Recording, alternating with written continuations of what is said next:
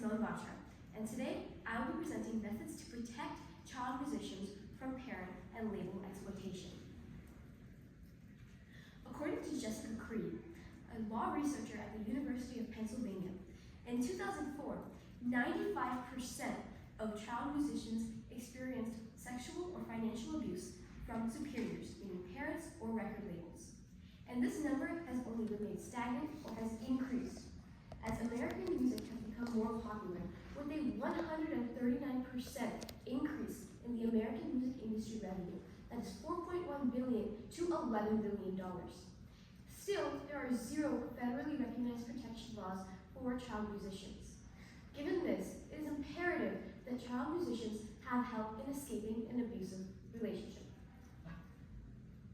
By enabling law representation for children, they can not only part with abusive labels, but also fight abuse cases against their parents and have a greater understanding of their rights for the future. However, a significant limitation of current art-centered representation is that child musicians cannot afford the high hourly rates for these lawyers. This begs the question, how should free child and art-centered representation be enabled for child musicians such that they can exit from an abusive guardianship or record label contract? In this presentation, I will discuss the abuse conducted by record labels as well as parental abuse. I will then go on to discuss existing free lawyer initiatives and my solution, which is the introduction of a new volunteer lawyer organization, or VLO. According to Johann Norberg, people demonstrate nostalgia for the 1950s and 1980s, particularly in the entertainment culture. However, this nostalgia has led to widespread ignorance about sexual and financial abuses conducted in the record label industry. So on the sexual side, we see that child artists are not very sure of this they're not very sure of their careers as compared to adult musicians. They are scared to lose their careers and as a result allow themselves to be coerced into silence. On the financial end, we see that child artists are swayed by the prospect of financial success in their passion that they neglect to take a closer look at their label contracts. And this results in record labels taking advantage of them by signing away their monetary rights to not just their music, but also to their concert profits as well as their merchandise profits. And it's not just not just children who are swayed by the prospect of financial success. Parents are as well, and the assassination of Selena Quintanilla proves this. According to a cultural critic, Deborah Paradis, as well as the Texas Women's University Hall of Fame, Selena Quintanilla was an artist who rose to fame as a child. She was assassinated by the leader of her fan club, and Quintanilla's father had noticed the peculiarities of this fan club leader, but had allowed her to continue working as a fan club leader as he was so swayed by the financial success that this fan club brought, and this ultimately led to his daughter's death. By doing this, he represents one of the many parents who put their own personal profit over their child's safety. And many state laws are in support of these parents.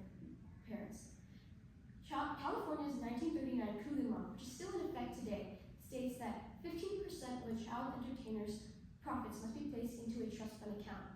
However, this is easily maneuverable, as parents can simply exit the state, empty out the trust fund account, and return back to California, leaving the child with 0% of the profit.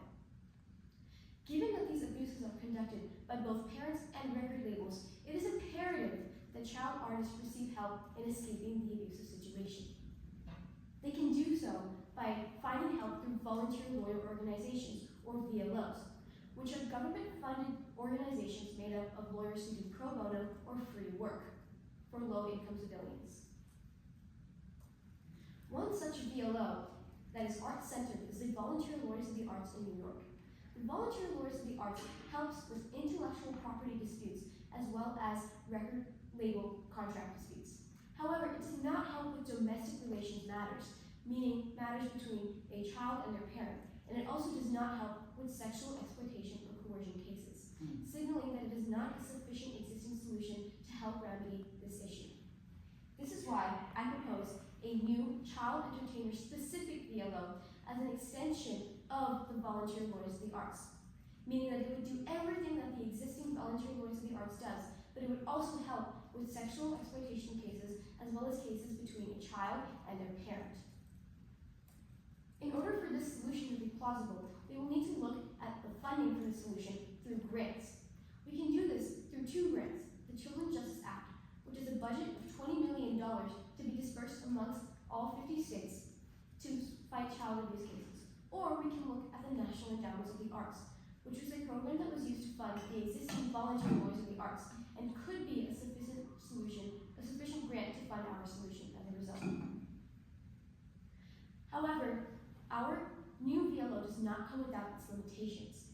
VLOs have been historically underfunded, and the Children's Justice Act alone could only support 300 child musician cases annually, given that the child is fighting cases against their own parents, which can cause a lot of legal issues, or between a child and a larger established record label. This could cause cases to range anywhere from $50,000 to $100,000 per case, according to the State Bar of California. To address these limitations, we must acknowledge the fact that this new VLO cannot help support every single child musician. But what we can look at is previous organizations and movements in the entertainment industry that have spurred more awareness. For example, the #MeToo movement in response to Harvey Weinstein's sexual abuse illustrated how we can use these organizations to spread more awareness among civilians. This will spur more action from pro bono action from lawyers, and this will result in government being forced to take action. By implementing this new VLO, we can observe a larger public outcry, and because of this, we can spur more pro bono actions from lawyers, and this could mean the difference between 10 lawyers working on child musician cases to 100, 1,000, 10,000 lawyers working with child musicians. By doing this, we will force the government to take more action, and this could also mean more funds for our new VLO, helping more child musicians. 1 minute. By creating this new volunteer lawyer organization, child musicians will be able to pursue their passion, taking 100% of the profit from these musicians and conducting abuse in their contracts will be in the past. Child musicians will be free to pursue their passion without the fear of being exploited. Thank you. Okay, thank you, Simone. We're going to go straight into the legal defense, okay? How valid and reliable are the sources you use, Simone? How do you know? Yes, so the sources I found were extremely hard to find because child musician cases have been so commercialized, and there are a lot of sources that have a lot of bias. So I couldn't go to your standard news source. So what I did was I accessed school databases specifically to find news sources that had been reputable, and I checked these news sources because I had to find a lot of narratives surrounding the story that were unbiased. So once I did this, I cross-referenced these stories with other news articles, trying to get the full gist of what happened. Because with these child entertainer or musician cases, what is so important is to make sure that you are not looking at biased or completely untrue articles. So I had a couple of narratives that I used to illustrate my knowledge of the situation, and I was able to put these together and generalize my own information. Okay, thank you. Next question for you.